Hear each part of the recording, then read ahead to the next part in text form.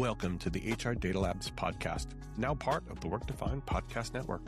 Join us as we explore the vital role of compensation, strategy, data, and people analytics in navigating today's complex business world. With the resources of Work-Defined, we're now bringing you deeper insights and actionable ideas from top experts. Now, here is your host, David Turetsky. Hello and welcome to the HR Data Labs podcast. I am your host, David Turetsky, and like always, we find people inside and outside the world of HR to bring you the latest on what's happening. Today, I have with us our repeat guest, our wonderful repeat guest, Mike Ohata. Mike, how are you? I'm doing well. Thanks so much for having me back. I had to. We had such a great episode the first time. I had to bring you back again. There was popular demand. That's awesome. Thank you. Mike, why don't you tell the audience a little bit about you? Sure. Yeah. I'm actually a leadership coach. So I spend a lot of time with executives, as they work on their own transformation. And, part of what I look for in leaders and executives around their commitment to people and their developing their capabilities, as well as their commitment to make a better place, especially in the workplace and the workforce. So that's what I do today. Before that, I was the chief learning officer for KPMG. And I'm sure you had lots of fun doing that. Yeah. I mean, the professional services organizations are very rich environments for learning. So I wasn't being facetious. I meant that. It must have been a really fun time. Yeah, they really are intense environments for learning and development, talent development, leadership development. And I really appreciate that I had the opportunity to work on those domains in those areas. It really did help me shape around my perspectives and my commitments around the development of people. And, part of the really basic thing is we can tend to get really focused on certain skills and still kind of miss the talent question. Right. And as you and I had chatted before, I worked on writing the talent field enterprise, and it was really around sharing what do we need to do as business leaders to really understand, to see the talent in our organizations, to really develop that talent as really sort of the fuel for kind of our business performance going forward. And we're going to get into a little bit of that, but more on a different spin that Sure. I can't wait to talk to you about. But first, like we always do, what's one fun thing that no one knows about Mike? Oh, yeah. One fun thing that's a little bit more recent is I am a big Chuck Todd fan. And he was the host of Meet the Press on NBC for a while. And I thought he did a fantastic job. He has greater than a year now gone to independent journalism for a whole variety of reasons. And so he still maintains the Chuck Todd cast. And every once in a while I submit a question, and I've had 2 of my questions answered. And that's cool. I don't think I'm as smart or as clever as some of his audiences in terms of their understanding of politics, but I really love learning about politics. And Chuck Todd describes himself as a political anthropologist, and I find it insightful all the time. So I think you might be giving yourself a little bit of a short straw there. I think you are a pretty smart guy. I think you're pretty brilliant. So as far as the political side, I don't know you that well, but I would imagine Chuck is very happy that he has, I was going to say guests, but has audiences like you who know a lot about a lot of stuff. And especially in this world, I'm sure he might actually be interested in having you on as a guest, just like I do. I don't think I have quite the domain expertise that he brings on. Yeah, but you may never know. You might want to talk about, the world of how the world of work is evolving, especially with skills. And, you fit right into that. Fantastic. So today we're going to have a really fun conversation. And we typically take a drink every time we bring up AI. But in this case, the entire topic is going to be the implications on tomorrow's workforce for AI and what skills and competencies are really going to be necessary for the next generation to succeed. But I can't wait to get into that after this message.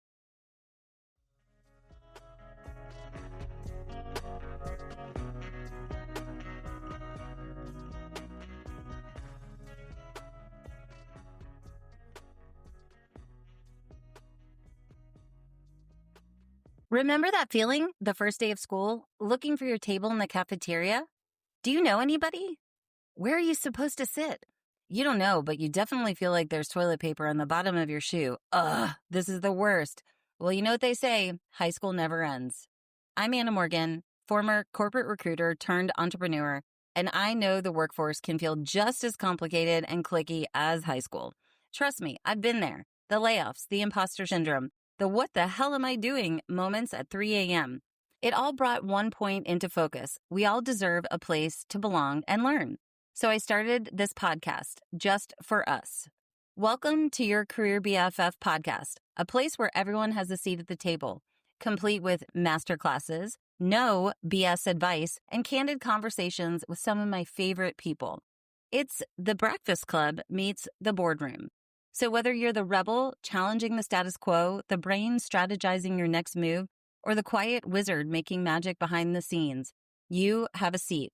So grab your backpack, find your spot, and get ready to learn, laugh, and lead together. Because in this classroom, everyone's got a BFF. Class starts soon. See you there. Bye.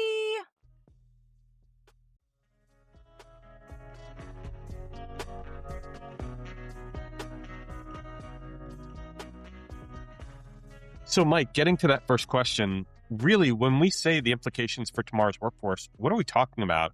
And how much of this is actually going to be learning about artificial intelligence skills?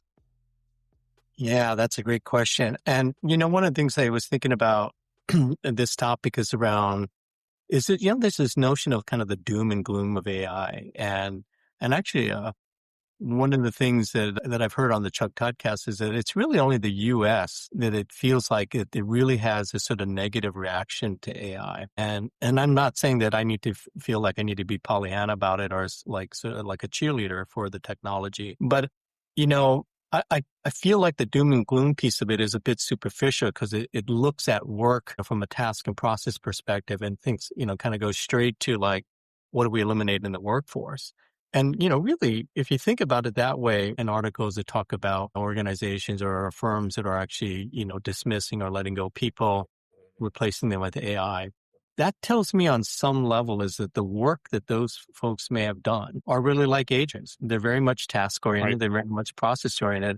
And we felt really comfortable getting rid of that skill.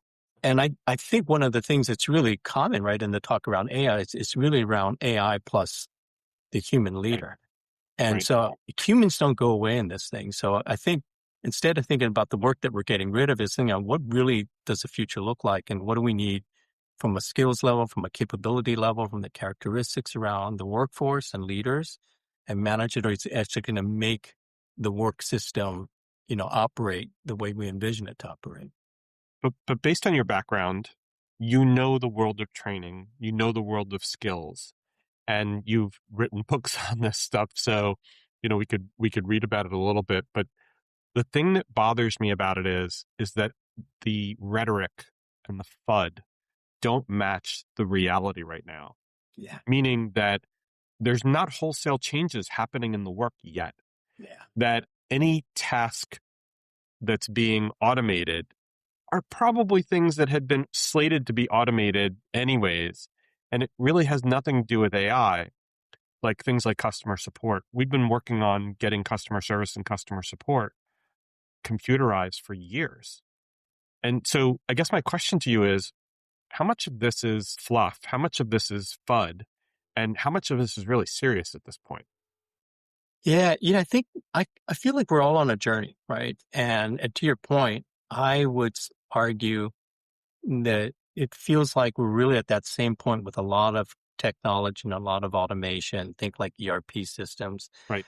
And the opportunity has always been, right, is around what we can actually truly change. And there's like, if for those consultants who are out there who do technology implementations, there's always discussion around, do we kind of lift and shift, the process of yesterday until automated on tomorrow's platform or the new platform, or do we try to transform and redesign, right, the work? And I'm getting the sense, just like you talk about, there's a lot of like, hey, we already know that we think we can automate this low hanging fruit. And we should absolutely do that. And the opportunity, I think, really is around like, do we really want to redesign work? And Right. I think is what I think really appears different, is it because the intelligence around AI is such that we could actually really redesign work. And I actually think it fundamentally asks us to rethink the work system. And And then, so it is going to be this sort of age-old question around what is the intersection between technology, in this case, automation, AI, and human, and understand that. But also just say, like, I think the implications are going to be huge is that it's not just about learning AI skills. Mm-hmm. It's actually really having another set of capabilities that says that I'm no longer just looking at a process going this way. I'm actually looking at the whole of the work system. And that's a big change up, I think, in how we develop people. You're absolutely right.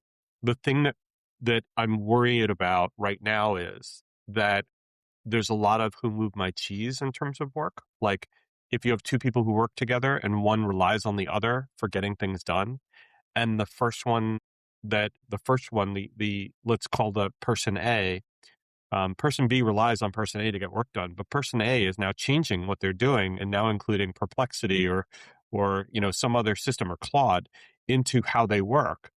Person B is not there yet.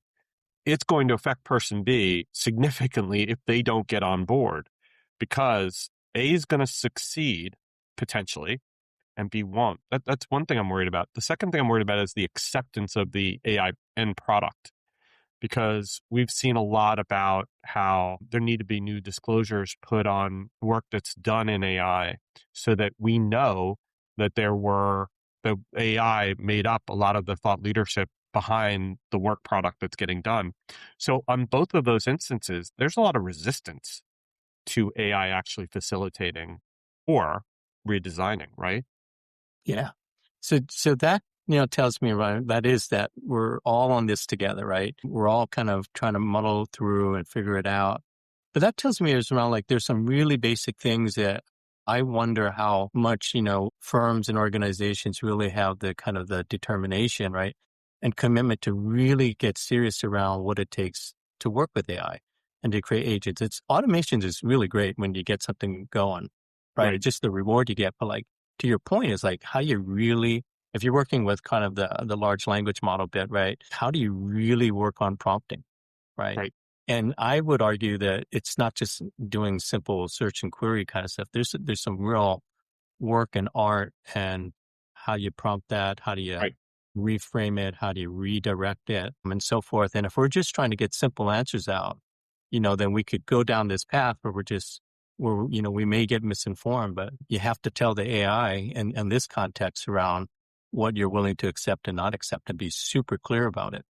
But the human in the model there, the human at the keyboard, needs to have the background and understanding of what it is they're getting from the AI in order to be able to make that judgment. Because if you just put an entry-level person and you give them a work product to achieve, and the LLM gives them back something, to your point, if they accept it because they don't know any better, then you're really setting up for a dangerous precedent. Whereas if that person's experienced and really knows what they're doing, then you're going to get an enhanced work product. Yeah. Or am I thinking about that wrong, Mike? Because I worry about the delayering that's happening, especially I'm going to use the terminology ageism that happens, especially these days, where we're losing a lot of very key intelligence from the people side. And the graying of America it's not going to end anytime quickly. And we're losing a lot of those people to layoffs because they're relatively expensive and they're old, and you just can't substitute those people with AI. It just doesn't work. Yeah, I think there's two things that are at stake here.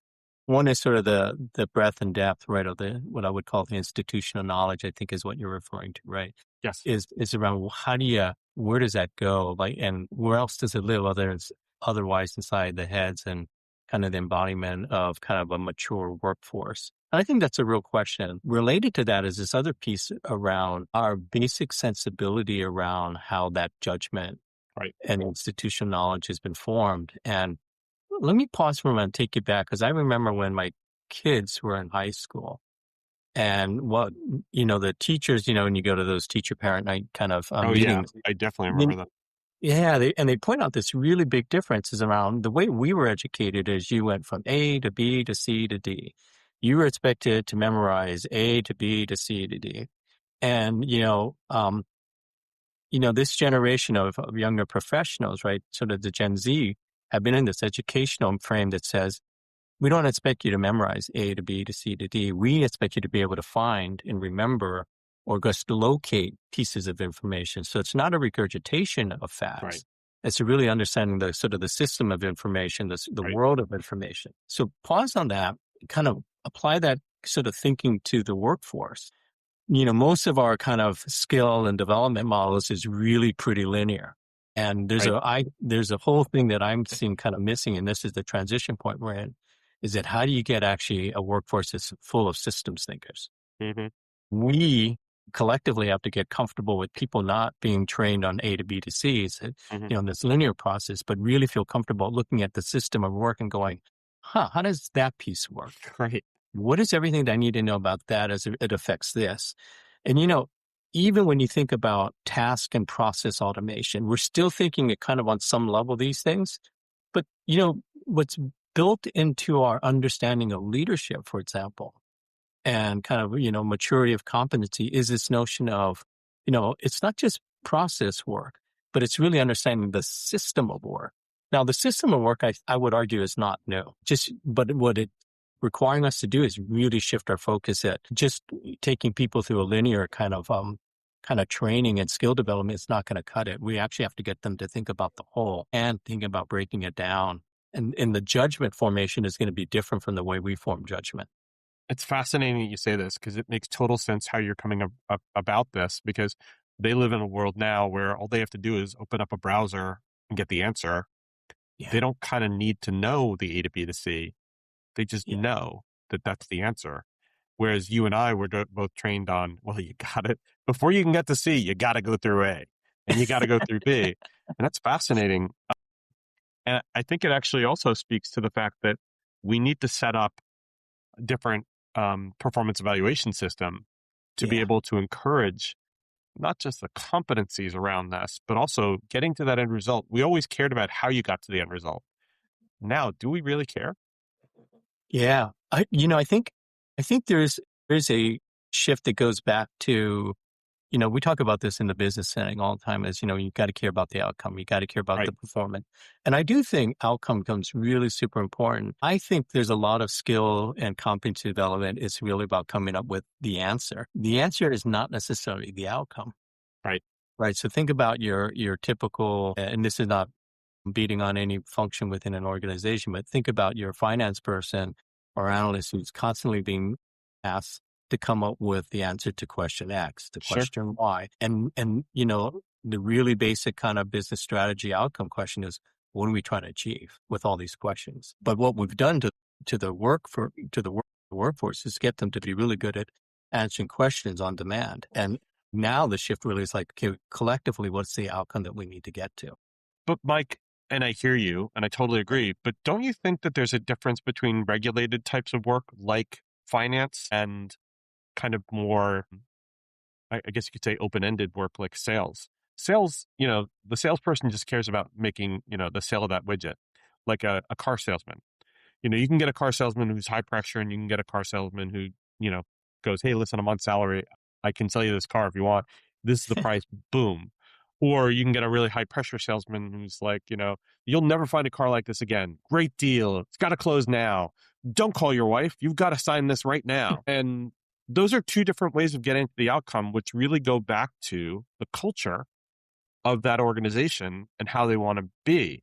And in that case, it definitely does matter about how you get there. Yeah. But with finance, which is more highly regulated based on GAAP and other standards, you can't dream up a number and go, well, it's a number. It has to actually pass through those rules, or there's consequences. Yeah, what I would argue, having worked in finance and accounting and having worked in a public accounting firm, and then even part of my career was doing finance transformation with clients, is there are things that are really process kind of specific, like getting to GAAP, right? Understanding kind of management reporting and so forth, and the connection between the two, for example. Those are pretty straightforward. It's the other sort of 80% of the time that's spun up trying to figure out, what's the lever over here that's going to make this thing move? And that's the kind of stuff where what I think we're really talking around is, and this is a great point, is around going back to your thing around where's their judgment, right? And then kind of broader when you talk about sort of the culture of our organization, where Where do I need empathy? Where do I need people? Is customer service only around transacting my complaint? Or is it really around saying like, listening to like, wow, this person needs help because if I can help them, if we can help them, our brand is better. If I can understand the pain that they're, and not just trying to transact the pain away, then I actually may get to some insight around things that might be breaking for other people. That's a place where humans really are going to be important in this sort of this new world. I mean, it's always been important in these things. If we think about the world of work and the fact that like 60, 70% of the world of work, especially in the US, is non-exempt work, more hourly roles for frontline workers, for example. Do you think that there's the same kind of level of interest in AI? Like you're saying, customer support, definitely a place where we could have AI enablement or potentially even AI replacement, depending upon whether you're using an avatar or something like that. But does it change your thought process at all on the efficacy of AI involved in the world of work if we're talking about basically 2/3 to 3/4 of our population? Yeah. So, I think, and let me kind of poke a little bit around this is I think the way we frame the question really kind of goes back to is that we're still looking at work the way work works today, right? Right. It operates today. And this, right? In HR, we always have this conversation around like the exempt and non-exempt, right? Where things are so much transactional or kind of, and so forth versus where we expect someone to apply judgment. Right. Because really one of the big drivers behind this is that we are going to pay less. We are going to be in a compensation model that's much more controllable because we think the skill and the kind of the task level stuff is something that's not as high of value. Right. And then we get really frustrated when they're not a good team member, that they didn't show up right in a certain way. Right. And it's like, well, what are you paying me for? Exactly. Are you paying, like, I remember once, talking to somebody who was blocking my driveway because they were in a catering truck for the venue that was behind our house. And the person looked at me and just said, I just work here. Right. And I thought, that's absolutely right. I mean, that was the sentiment that was bestowed upon the person. And that was the affect that they were going to have around, I mean, it's a trade work, so that's not going to Right. quite go away with automation.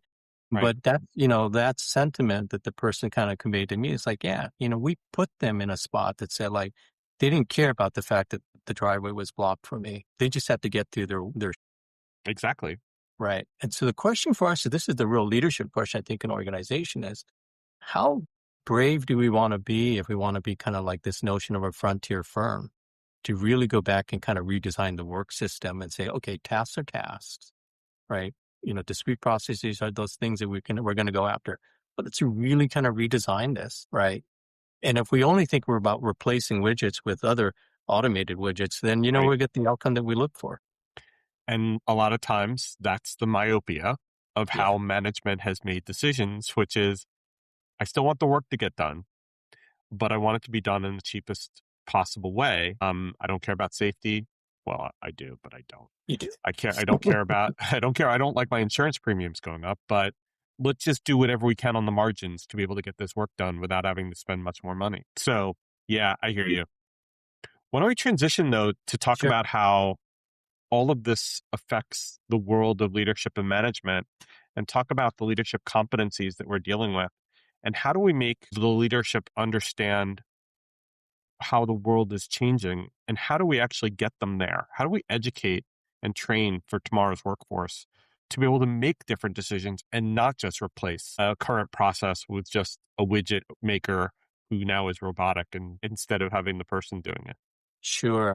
Yeah. And, I think you and I and our audience here would agree that in a phase one sort of replacement of tasks and processes automation, that's okay. Like we should absolutely go and do some of that stuff because we're all going to learn in the process. And when we step back and think about, okay, what is tomorrow's work design? Some of those characteristics I think are going to be, the things we already know, like innovation, right? Creativity, judgment, empathy, right? Those are all things that I think are super important. And there's some really tactical things too that are I think are going to be really important is that, managers and leaders do need to have a kind of I would just say a competence around understanding what AI can do. And because it's new, they do have to have this view around not just not knowing the names of tools, but getting involved in the tools on some level, right? So that they can actually begin to navigate what that intersection of a human and an AI is going to be. And then it's getting your whole workforce, right? So part of this is like change management, like one of those really basic sort of areas. Leaders and managers have to be really good at change management around understanding like how to bring people together, get them to collaborate and redesign work. And I don't think anything that I just mentioned in the past 30 seconds here is anything that's really new in terms of leadership development. It's just that the context is a little bit different, right? And some of those technologies are a little bit more specific. And the capability here is really, it's not just um, big automated systems. It's the intelligence, right, that comes with this. It's the facility, it's the access, it's the speed, right? That kind of stuff is really, I think, what is grabbing our attention, is that there is sort of this access to intelligence that's quite new. Do you worry a little bit, though, that the headlines are driving a lot of the decisions about AI? And even using the word AI is really a ridiculous thing, because the LLMs, the chatbots, the agents, they're all different. They might be utilizing similar backends, but they're certainly not. To the extent at which we keep broad brushing this with just using the terminology artificial intelligence, really kind of hides the fact that there's a lot of richness in the differences between those models and between those technologies, right? Because I think one of the problems I see is that leaders say, we're going to chop 4,000 people because of AI. Okay, so what exactly are you doing? And how are you doing it? Yeah. Because those 4,000 people, they're critical to your business. And how are you actually changing the world of business to be able to use bots to do that stuff? What are you doing? Yeah. So I worry about that FUD, again, influencing the wrong behaviors.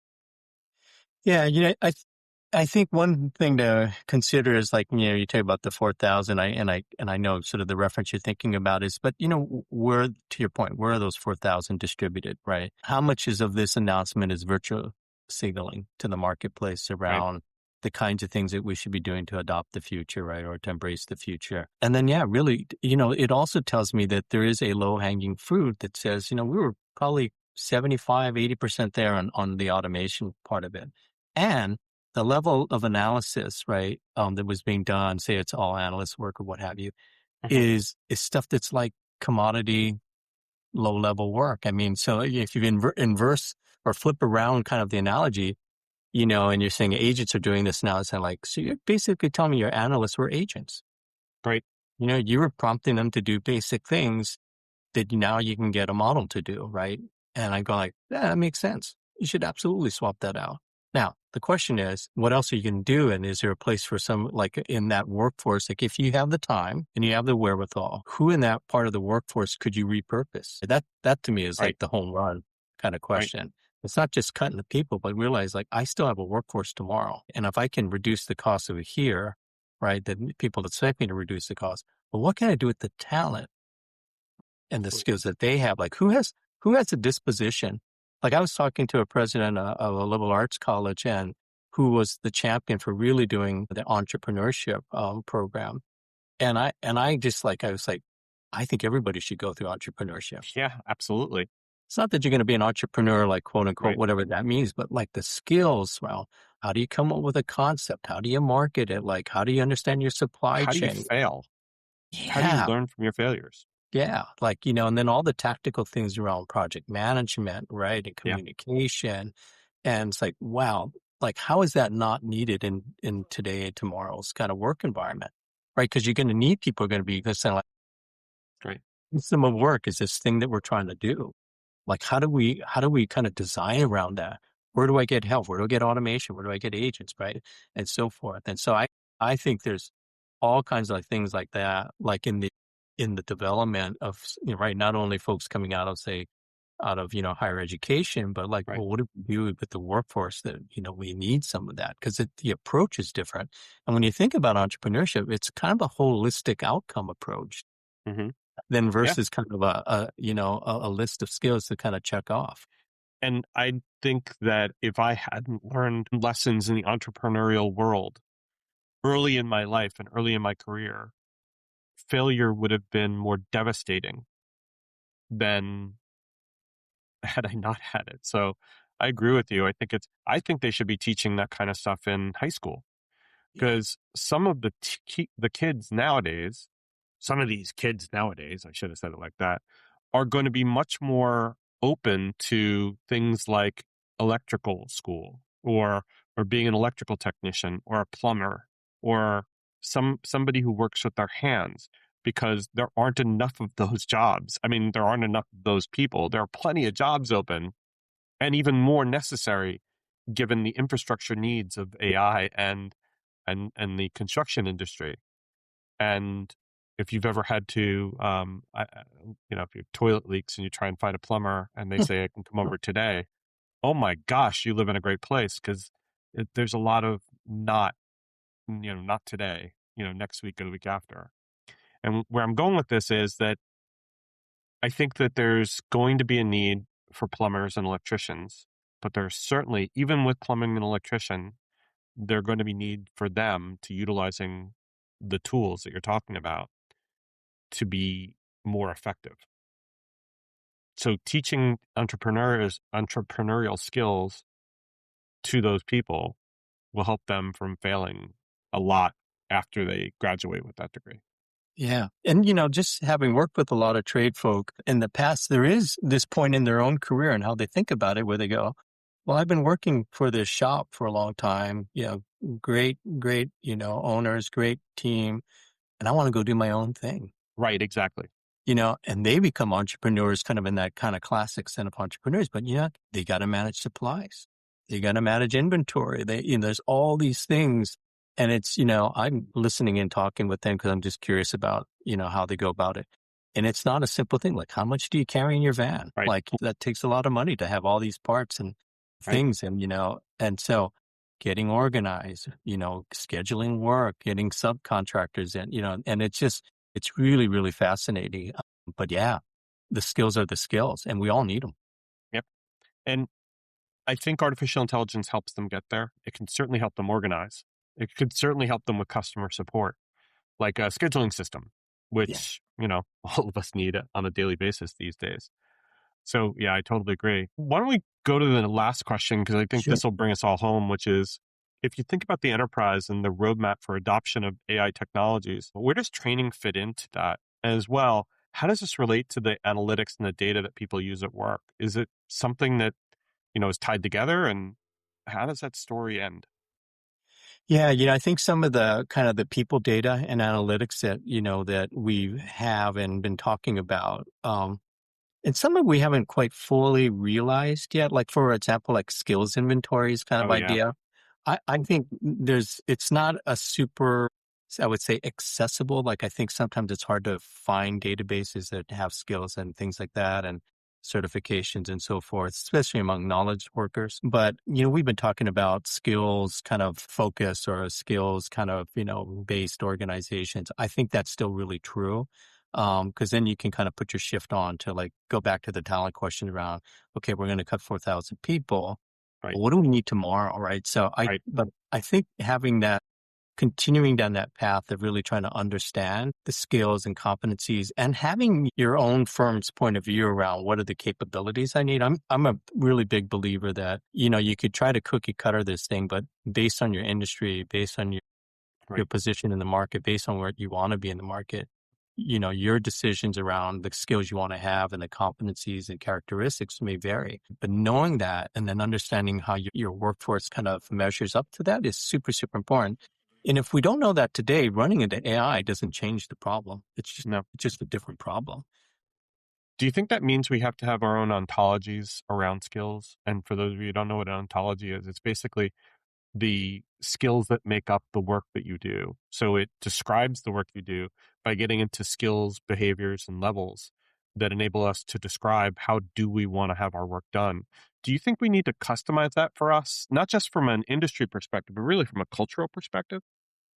Yeah, I think on the ontology front, my sense of it is that that's something that I think automation, right, and AI could really help Hmm. us, is around the connectivity between things that are discrete. Like your classic sort of ontology is around the specific kind of parameter or application of a skill in a context, right? Right. And if you kind of connect all those things, how are they related? There's a sort of higher level of those things that if I have this cluster of skills, Right. would I have also have this cluster of skills? And I think again, automation could actually bear that out by looking at, what we know about people and the skills at least that they declare that they have. Right. Um, what I try to guide organizations just be really simple around the Right. things that you're looking for when it comes to leadership and management. Like, are you looking for empathy, right? Are you looking for innovation? Are you looking for creativity, right? Or is it an agility question? These are kind of like those characteristic things. Right. Take a little bit longer to develop, right? It's not just a skill training kind of equation. It's really more around the developmental kind of disposition of your organization, like what you're willing to do over a period of time, develop this sort of quality of workforce and quality of leader. It's typically the way we think about it. But have a view on that, because the skills are going to be tactical. Things are going to come Right. and go and so forth. If you're in engineering, if you're in medicine, you kind of know what those things Right. are. What I always find interesting, like in my wife's family medicine physician, was when they get down to being who's going to be a great doctor, it's around some of these more characteristic things because they Right. understand the education, you understand the training, they know like what your clinical skills should look like and so forth. But the ones that are going to, and comes down to really basic things like who has learnability. Right. Right. And things like that. But I don't think an organization needs to exhaust that. I think they just need a really clear vision around what is the basic capability of the organization that I need and I Hmm. want to have. And start there. You were talking before about the 4,000 and the ability to utilize some of those people throughout the organization. And I love the word reskilling. And the reason why I'm tying it to this conversation is because for a lot of those senior leaders or for a lot of leaders that get put into that 4,000, if we thought that they were good enough to be a leader and we thought that they would be good enough to get promoted into that kind of level role, wouldn't we want to utilize their skills? And I guess this really kind of can apply to everybody. Wouldn't we want to use their skills and their knowledge and their know-how and all that other stuff, but look at the new need, like you were talking about before, and then retrain them or reskill them more as a first reaction than a second reaction, which is first is to let them go. And the second would be to hire someone who's just like them, a little cheaper, just Yeah. like them, but has the skills that we need. Yeah. So yeah, what you're talking around is really the classic thing is around what is the objective that I have or what is the outcome that I'm trying to get to. If my objective is to cut costs and I don't really care about Yep. the second, third, and fourth objective, then I'm going to cut costs. And from a business standpoint, totally makes sense, totally understandable. If you're sort of answering to shareholders, as it were, totally makes sense in that context. If my objective is actually to get the best optimization of talent and also cut costs, I have a different outcome, Right. with a different motivation. And what I find fascinating is that the short term desire for the efficiency, right, of kind of business performance is great. And then we kind of scratch your head and said, oh crap, I don't have the right people. Right. Or, well, no, I need more people, gosh, or I lost this bit of my workforce. And all I try to suggest is that instead of say either or, why can't we do a little bit of both? Right. And it's totally okay if you're only making a cost decision, totally understandable. But just understand the trade-off decision we made. Can I challenge that just to a certain Sure. extent? You mentioned the shareholders in that breath, and I just want to challenge it to one degree, or I want to challenge on a lot of degrees, but the one I want to challenge it on is you're assuming and leadership assumes that shareholders only care about money today. And yeah, I mean a lot of shareholders do because they could sell the stock tomorrow or they can diversify tomorrow. But it often seems very myopic to make short-term termination decisions that your intellectual property walks out the door without second consideration.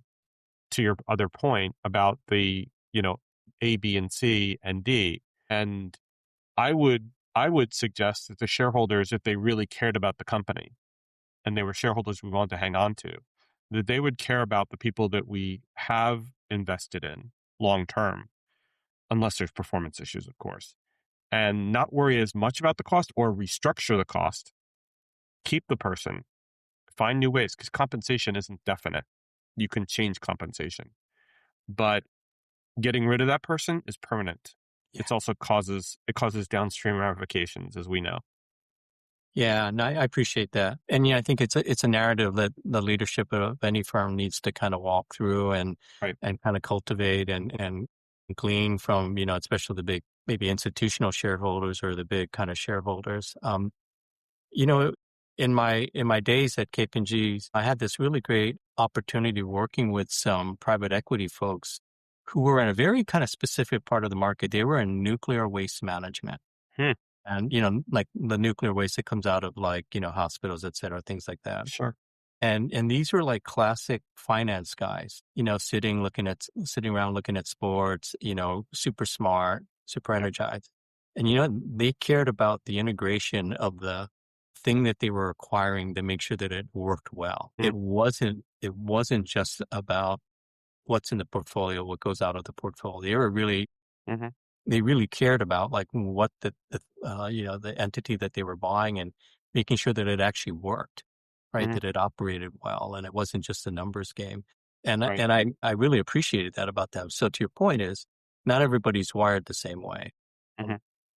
Hopefully that's the argument or the discussion we're going to have as we go through this adoption, kind of broadly speaking, of AI, is around, really having sort of an appreciation for where humans are, right, Right. in the picture and where people are and what does it mean. And, I'm optimistic that we'll find a way through it. Now, will it be painful?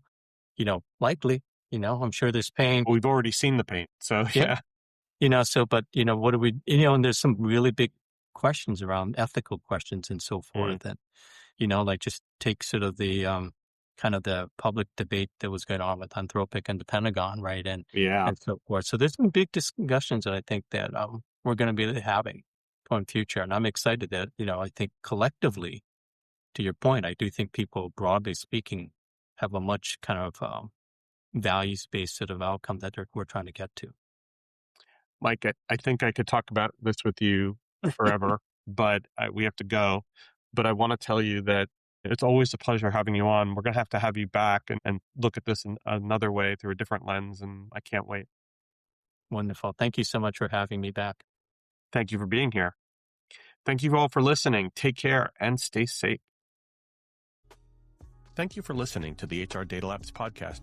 Don't forget to hit subscribe and share it with your network. You can also check out the recordings on Spotify or the HR channel, now on Roku and Fire TV. Thank you, take care, and stay safe.